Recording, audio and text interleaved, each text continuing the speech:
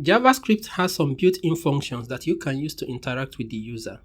Let me show and explain those built-in functions. Here I have an HTML page that is basically doing nothing. I have a button and I am attaching an event listener to that button so that when the button is clicked, this function is called, this function here. So inside this function, I want to call those built-in functions for interacting with the user. The first one is alert. Alert basically shows a model with the message we pass to the function call. In this case, the highlighted text.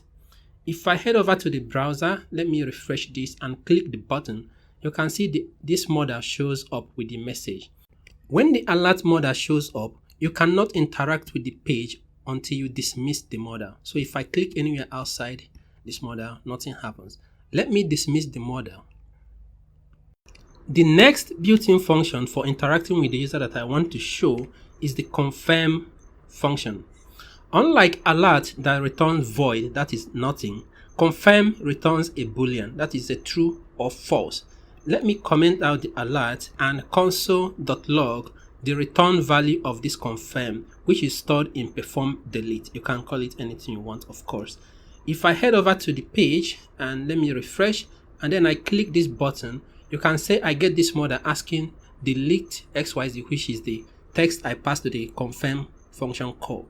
If I click cancel, that will return false. If I click OK, that will return true. Let me test cancel first. You can see it gives me false.